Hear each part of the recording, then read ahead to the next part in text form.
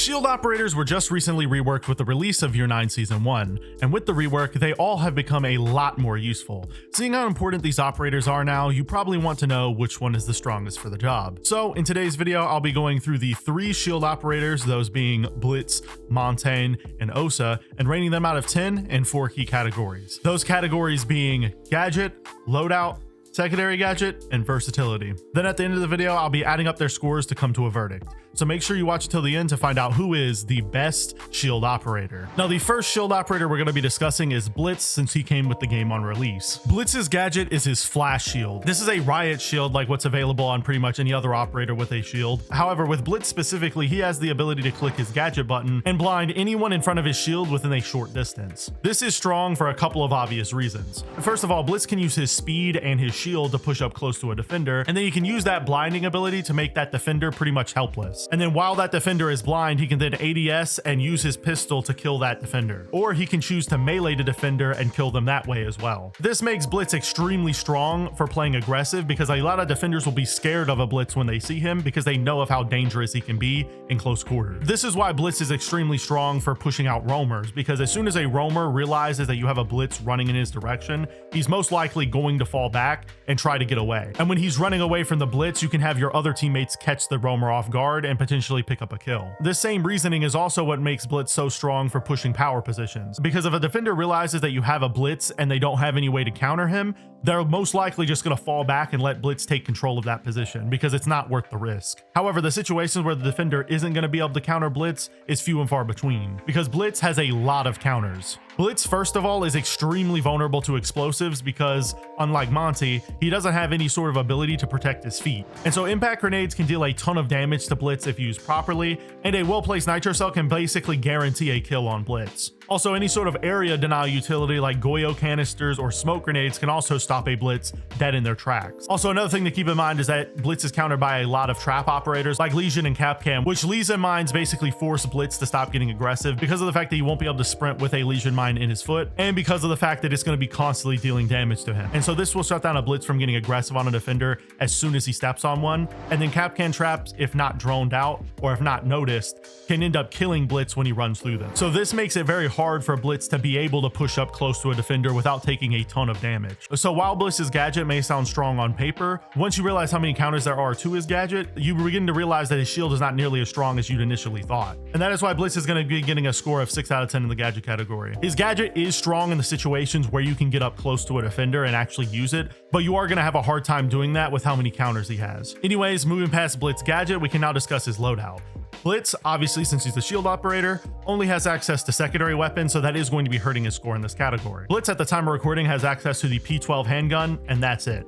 The P12 handgun is a solid handgun. It deals decent damage. It has a pretty solid capacity, which is extremely important for a shield operator, but it isn't anything crazy or out of the ordinary. And so because it's just an average middle of the road pistol and he doesn't have any other options, I'm going to have to be giving him a 4 out of 10 in this category. I didn't want to dock too many points though, because we do have to keep in mind that he does have a shield as well. Moving past Blitz's loadout, we can now discuss his secondary gadgets. Blitz, at the time of recording, has access to smoke grenades and breaching charges. Smoke grenades are really strong for any shield operator because it allows them to cover a push for their team. So these can be used to cover a plant or to cover a push onto the bomb site. However, breaching charges are really not that useful. There's very few situations where you're going to find yourself bringing or needing to bring breaching charges on Blitz. And so because of the fact that he doesn't really have any other viable options outside of just smoke grenades, I had to give him a 6 out of 10 in this category. His smoke grenades still do mesh really well with his gadget though. Now moving past Blitz's secondary gadgets, we can now discuss his versatility. Blitz does have some pretty big advantages in this category. First of all, he's not map dependent whatsoever like a lot of other operators. And he does have a lot of different uses. He can be used to roam clear, he can be used for rush strategies onto the bomb site, and he can also just be really useful for taking map control, which is the main use for a shield operator. But the problem with Blitz and what hurts him in this category is the fact that he's countered by a large range of operators, which I also discussed earlier. He can be countered by a mute jammer, which will basically completely disable his shield's flashing ability, and then he's countered by every explosive in the game basically. He's countered by smoke, Goyo, and he's countered by Legion and Capcan like I mentioned earlier. And so because he's countered by so many different operators, it makes it hard for me to give him a high score in the versatility category, considering in most rounds he's probably going to get countered pretty easily. So for that reason, he's going to be getting a 6 out of 10 in this category, making his overall score a 24 out of 40. Anyways, now that we've discussed Blitz, we can now move on to discussing Montagne, the other shield operator that came with the game on release. Montagne's gadget is the extendable shield. This basically allows Montagne with a click of a button to extend his shield and make it a full body protective shield. This means that the riot shield will cover his feet, his arms, and pretty much everything that leaves a normal riot shield operator vulnerable. This is strong because when his gadget is active, he takes significantly less damage from explosives because of the fact his shield covers so much of his body. Also, in this state, it makes it basically impossible for Montagne to get shot. This can make him extremely useful for taking map control like Blitz because of the fact that the defenders can't really do anything about him being there. All the defenders can really do is just hope for a well-placed nitro cell. Outside of that, they just have to let him exist. And if Montagne plays it right, he can gather intel for his team and call out to his team to hopefully pick up some free kills by being in that position. This is why Monty's so useful on bomb sites that have a lot of linear pushes. For example, rafters on Clubhouse is a position where Monty excels, because once he gets up the rafter staircase, the defenders can't really do anything to get him out of the rafters, except to throw a ton of explosives at him, which would leave the defenders vulnerable to the rest of his team. Also, Montagne, when his shield is fully extended, can also be used as cover for a plant.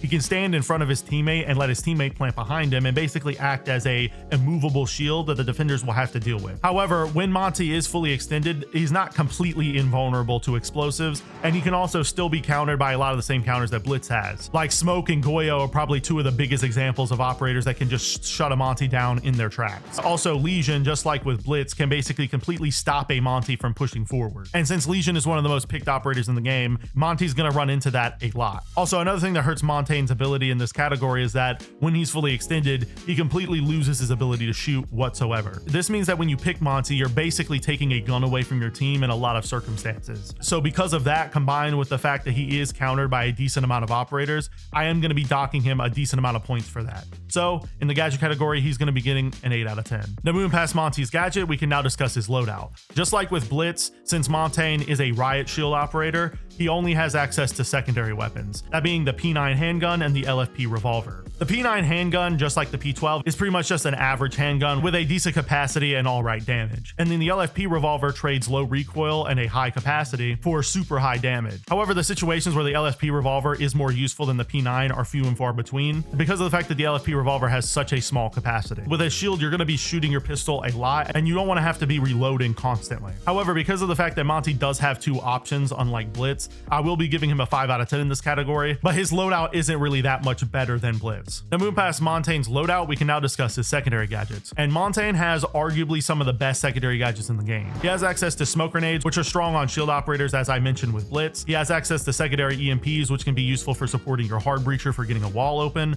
or to help your team get a reinforced hatch open. And then on top of that, Montagne also has secondary hard breach charges, which can be useful for getting reinforced walls open, and they can also be useful for getting reinforced hatches open as well. These secondary gadgets gives Montagne some real versatility in the way that he can support his team. He can cut off lines of sight or cover the plant with his smoke grenades. His EMPs are really useful because most of the time when you're playing Monty, you're going to be playing outside of the breach that your team makes. And so having the EMPs in pocket to help your hard breacher is always going to be useful on Montagne. And then the hard breach charges, I will admit, aren't nearly as useful on Montagne as they would be on other operators, but they're still a solid option if you need to get some hatches open later in the round or something like that. And so for that reason, I'm going to be giving Monty a 9 out of 10 in the secondary gadget category. Anyways, now we can discuss Montagne's versatility.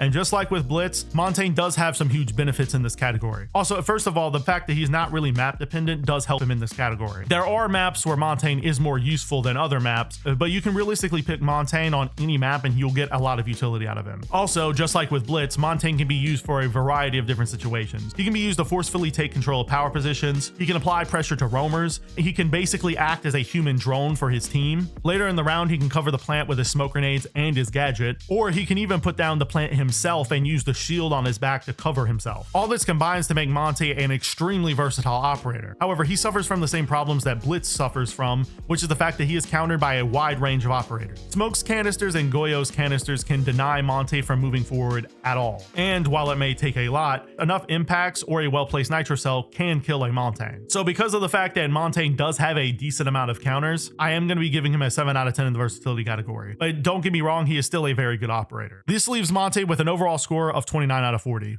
which is pretty decent. Anyways, now that we've wrapped up talking about Montagne, we can now talk about Osa, which is probably the most unique operator in this video. Osa's gadget is the Talon Shield. This is a shield that can be placed on the ground that kind of functions similar to a deployable shield from the defense, except this deployable shield is completely see-through. This basically allows Osa to take control of a position using the shield as cover, and then she can place it down and hold that position for an extended period of time. And she can basically use her shield as a mirror window to peek out on defenders as they try to peek her. This is strong for obvious reasons. However, when she's holding her shield out and when she's placing her shield, she's way more vulnerable than any other operator that I've discussed in this video. She has barely any cover from the side, which means that you can shoot her arms pretty easily. Also, when Osa's placing her shields down, she leaves part of her legs and the side of her body vulnerable when doing so. And since she's stuck in an animation when doing that, a lot of the times you can pick up a free kill on her if she's not careful. Also, during that animation, she's extremely vulnerable to explosives as well. A well-placed nitro cell or an impact grenade can not only kill Osa, but it can also destroy her shield. And this is one of the main things that hurts Osa. Because of the fact that her gadget can be destroyed by one well-placed nitro cell or impact grenade, it does limit the situations where her gadget can shine. However, despite all of these downsides, she's by far the most useful operator for getting a plant down. Osa can walk into the bomb site, place her shield down, and then turn around and plant, and all the defenders can do in that situation is hope that they still have explosives left, because if they don't, Osa will be able to get the plant down. So because of the fact that Osa is so strong for getting a plant down, and because of the fact that she can be extremely useful for just holding a position on the map for an extended period of time, I am going to be giving her an 8 out of 10 in the gadget category, despite the fact that her gadget can be so easily countered by explosives. Anyways, now that we've discussed her gadget, we can now discuss her loadout, which unlike the other operators in this list, Osa does have access to primary weapons. Osa has access to the 5.56 AR that Thermite has and the PDW SMG from Jackal as her two primary weapons. And then she has access to the Russian PMM pistol as her secondary weapon. The 5.56 AR is a really solid AR with hard hitting damage, a relatively slow fire rate, low recoil, and a decent magazine capacity. But if you want an even higher magazine capacity, you can go with the PDW SMG, which has a very large drum magazine, pretty low recoil, a moderate fire rate, and pretty decent damage. And then the PMM is probably my favorite pistol in the game. It has really high damage, but it does have the trade-off of having a low magazine capacity. Overall, her weapons are just really solid no matter what you choose, and so for that reason, she's going to be getting an 8 out of 10 in this category. Now moving past Osa's loadout, we can now discuss her secondary gadget, which this is another place where she excels. Osa, at the time of recording, has access to smoke grenades, claymores, and frag grenades. Smoke grenades are strong on her for the same reasons that they're strong on all the other shield operators, which is that she can support the plant and she can cover lines of sight for her team so that way they can take map control. And then frag grenades are strong for reasons I've discussed throughout multiple videos because of the fact that they can be used to force a defender out of a position, and they can also be used to deal with hard utility like deployable shields or other things that the defense might bring. However, claymores are not useful at all on Osa. As I've discussed before, claymores are only really useful to stop runouts because of how obvious they are. There are very few situations where you're going to find yourself getting kills off of claymores unless the defense is just getting extremely aggressive on you. And so because of that, there isn't really a need to bring claymores on Osa. But because smoke grenades and frag grenades are so strong, I'm going to be giving Osa a 9 out of 10 in the secondary gadget category just for having access to those two. Anyways, now to wrap up Osa, we can now discuss her versatility. Osa, just like the other operators in this video, isn't really map dependent, so that does help her in the versatility category. However, what does hurt Osa is the fact that she is countered by such a large variety of operators, so you have to be smart and win in how you pick her. You can't pick Osa when there's a smoke and a ton of explosives on the enemy team because you're basically just going to get countered no matter what. You have to keep in mind what operators the enemy team is bringing, because if they're all bringing operators that have explosives, you playing behind your shield is basically hopeless. Also, this combined with the fact that Osa is only really strong for holding map control and going for the plant makes the situations where she's strong very niche. However, her having access to primary weapons for taking gunfights, unlike the other shield operators, does help her to make up for some of these flaws. However, I still think she's worthy of a 6 out of 10 in the versatility category because she does suffer a lot based on the defense's lineup. This leaves Osa with an overall score of 31 out of 40. Now to answer the question you clicked on the video for, who is the best shield operator? And with the scores tallied up, Osa is the clear winner with a score of 31 out of 40. As always, this video is strictly my opinion, and if you disagree, feel free to leave your opinions in the comments down below. If you enjoyed today's video, I make Siege content just like this twice a week, so go subscribe to the channel and follow me on Twitter if you don't want to miss the next upload. Also, I have a second channel where I upload non-Siege content, so if that's something you're interested in, I'll leave a link in the description so you can go check it out. If you want to watch another video just like this one, a video popping up on your screen right now that I'm sure you enjoy. Also, if you want to watch a video from that second channel I mentioned, a video from that channel will be popping up on your screen right now as well if you're interested. I'll see you next time, friends, and peace.